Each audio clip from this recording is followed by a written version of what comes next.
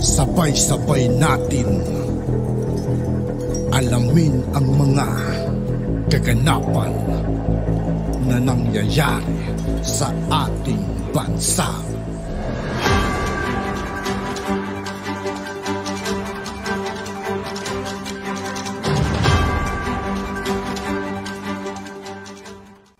Yo, what's up mga kaibigan? This is I2K po again.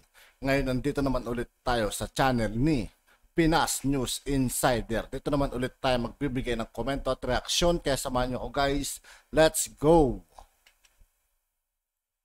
Ito ang balita ngayon.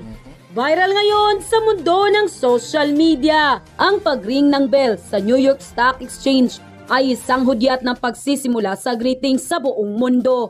At iilang personalidad at negosyante lamang ang nakakagawa ng seremonyang ito. Ngunit nang dumalaw si Pangulong Bongbong Marcos Jr. sa New York Stock Exchange para kausapin ang mga pinakamalalaking negosyante sa Amerika, ay nagkaroon siya ng pagkakataon na kalampangin ang bell ng New York Stock Exchange. Sa isang Twitter post, makikitang hawak-hawak pa ng presidente ang kahoy na maso na ginagamit sa pag-ring ng New York Stock Exchange bill. At nag-trending pa sa buong mundo at mainit na pinag-uusapan ng pagdalaw ni Pangulong Bongbong Marcos sa New York Stock Exchange. At ang isa sa mga hindi masyadong ibinalita sa mga major news firm ay ang pakikipagkita ni Pangulong Bongbong Marcos sa mga opisyal ng World Bank. Ang tanong ay, ano kaya ang ibig sabihin ng pagpunta ni Pangulong Bongbong Marcos sa World Bank? Ito kaya ang hudyat ng paniningil ni Pangulong World Bank na to mga kaibigan. World Bank na tinutukoy dito, malamang sa malamang mga kaibigan. Connection na to mga kaibigan sa, alam naman natin na gold. Bongbong Marcos sa mga interes ng gold reserve na nakadeposito sa World Bank. Pero bago ang lahat, kung bago ka pala. Sa lahat ng hindi pa nakasubscribe mga kaibigan kay Pinas News Insider, mag-subscribe na po tayo at huwag nyo rin pong kalimutan mag-subscribe dito sa aking channel. Lamang sa aming channel. Please huwag kalimutang mag-subscribe at i-click ang notification bell para mas maging updated pa kayo lalo sa lahat pa ng bagong video na i-upload namin. At ito na nga mga kababayan, nabanggit ng isang whistleblower ng dating attorney ng World Bank na si Karen Hughes na may nakatagong mga ginto ang ating Pangulong Marcos sa mga malalaking mga bangko sa buong mundo. At isa na dito ang US, particular na sa World Bank. At ito rin ang isiniwalat ng dating First Lady Imelda Marcos sa kanyang mga interview sa loob at labas ng Pilipinas. At matagal nang pinag-interesa ng buong mundo ang paggamit ng gold ng dating Pangulong Ferdinand Marcos Sr. sa pamamagitan ng pagpapautang ng fiat currency na backup ng mga ginto ng mga Marcos na nasa mahigit trilyones na dolyar ang halaga. Kaya naman, para hindi pag-interesan ng World Bank ang mga ginto ng dating Pangulong Marcos Sr., ay kanyang pinatulog ang kanyang mga kayamanan sa pamamagitan ng pagta-time deposit ng dating Pangulong Marcos sa kanyang mga ginto para sa mga Pilipino sa World Bank ng mahigit na 50 years. At ito ay expire noong taong 2000. Kaya naman tumakbo sa pagkapangulo ang dating unang ginang Imelda Romualdez Marcos dahil nais niya sanang ipamahagi ang mga kayamanang ito sa taong bayan. Ngunit siya ay nabigo dahil siya ay pinigilan ng mga oligarkiyang kumakalaban sa kanyang pamilya. Ngunit kay buti ng Diyos, dahil ang ating presidente sa kasalukuyan na si President Bongbong Marcos Jr. na ang namumuno at siya rin na magbubukas ng daan sa mga adhikaing naudlot ng kanyang mga magulang para sa taong bayan. At lito-lito lang sa hindi masyadong ibinalita ng media na pangyayari sa ating kasaysayan at tanging SMNI lang ang nag-scoop nito, ang pagdalaw ng Pangulong BBM sa World Bank para pag-usapan ang mga kayamanang nakalaan para sa mga Pilipino. Sa ulat ng SMNI, nakipagpulong si Pangulong Bongbong Marcos sa World Bank official sa New York. Kuha pa sa litrato ang presensya ng House Senior Deputy Majority Leader at Ilocos Norte Representative Sandro Marcos. Kabilang rin dito ang Special Assistant to the President na si Secretary Antonio Lagdameo, BPI Secretary Alfredo Pascual, Philippine Ambassador to the Philippines si Manuel Romualdez at Department of Finance Secretary Benjamin Jukno. At nandito rin si NIDA Secretary Arsenio Balisican at BSP Governor Felipe Medalla na bumubuo sa economic team ng ating bansa.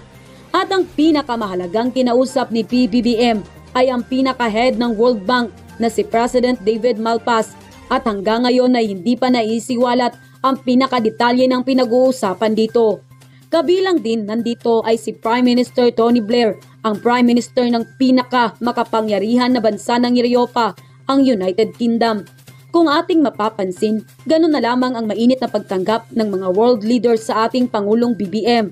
Ano kaya ang ibig sabihin nito? At ano nga ba ang pakay ni PBBM? Ano kaya ang ibig sabihin nito? Mga kaibigan, alam nyo na siguro mga kaibigan yung tinutukoy dito mga kaibigan, ano? Sa World Bank, sa mga diehard BBM supporters at diehard Marcos supporters, bukhang alam nyo na at kung ano ang nais naming ipahiwatig at makikita nating halos pilang-pila ang nais makipag-business transaction sa ating Pangulong Marcos para lang di naman sa kapakanan ng ating bansa. Isa na itong malaking hakbang ng Pangulong BBM na sa wakas matutuldukan na ang pinakaadhikain ng kanyang namayapang ama para sa sambayanang Pilipino. Dahil ang ating leader ay ang pinakarespetadong presidente sa buong mundo. Dahil siya rin ang pinakamayaman sa lahat, hindi lamang sa pananalapi at ginto, kundi dahil sa kanyang gininto ang puso, na tapat na nagmamahal sa kanyang mga kababayang Pilipino. Mga kababayan, tunay nga na ang isang magaling na leader ay hindi makikita sa anyo kung anumang degree ang pinag-aralan nito. Dahil aanhin natin ang leader na mataas ang pinag-aralan kung siya naman ay bumagsak sa ugaling may katapatan sa nagmamahal sa kanyang kapwa. Hindi ba't mas mainam na ang antas ng isang pagiging magaling na leader ay may pusong ginintuang makakapag-alay ng kanyang lakas at buhay sa kanyang nasasakupan? At dahil nga sa balitang ito, hindi naman mapigilan ng marami sa ating mga kababayan na magbigay ng kanilang hinaing at komento sa mundo ng social media. At ayon pa sa kanila, ayan na mga kapatid, sa lahat ng mga oposisyon, sana po imulat na natin ang ating dalawang mata. Sobrang nakakataba ng puso ang ginagawa ng ating pinakamamahal na Pangulong BBM po. Salamat po Tatay Digong. Nakakatuwa talaga mga kaibigan, ano? Kasi ginagampanan niya ang pagiging Pangulo niya mga kaibigan, di ba? Legit mga kaibigan. Pangulong Duterte, ikaw po ang daan sa lahat ng mga plano ng mahal na Pangulong Marcos Jr. po. Salamat po sa lahat. Mabuhay po tayong mga Pilipino. Ito na ang hinihintay ng lahat, ang pagsisimula ng pag-angat ng ating bansa. Mabuhay ang Pilipinas, mabuhay ang ating Presidenteng Marcos, mabuhay tayong lahat. Ito na ang umpisa ng ating pagbangon at pag-angat. Trust to God lang po, mahal naming PBBM. Ang iyong mga plano ay unti-unting matutupad sa gabay ng ating Panginoon. The long wait is over. This is it mga kababayan. Kaya kailangang mag-aisa tayong lahat para sa ikauunlad ng ating bayan. Protektahan natin ang ating mahal na Pangulong Bongbong Marcos dahil nasa kanya ang susi ng tagumpay nating lahat.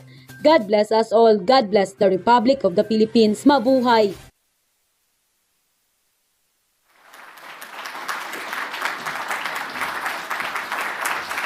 My name is John Hamre. I'm the president of the spirit that's so typical of the Philippines.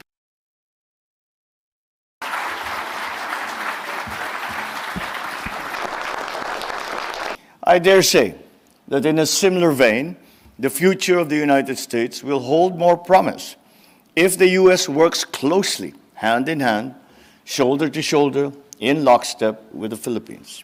Our two countries are drawn to each other because we recognize that in order to achieve our common goal of peace and prosperity for our peoples, we need to work with like-minded partners. It is for this reason that I called for evolving our alliance to make it more responsive to present and emerging challenges. It is because national security is no longer simply about territorial defense. Economic security is national security. The United States consistently ranks amongst our top 3 trading partners and top 10 sources of foreign direct investment. We are proud that many U.S. companies including those in the Fortune 500, have found a home in the Philippines, and hope that more companies would look to us as they diversify and reconfigure their supply chains. I make this case for forging closer economic ties because creating prosperity and realizing human potential will not only make the Philippines a more reliable alliance partner for the United States, it will also strengthen our democracies. A bilateral partnership that works for our peoples will in turn attract the support that it needs to thrive, creating a mutually reinforcing circle of trust, one that will truly bring our alliance, our partnership, and our friendship into the 21st century. So my interest in the Philippines has been The relationship between the Philippines and the United States with an agility that because you've done such a good job of answering them, but I'll ask to the quick answer, no. How do you assess the...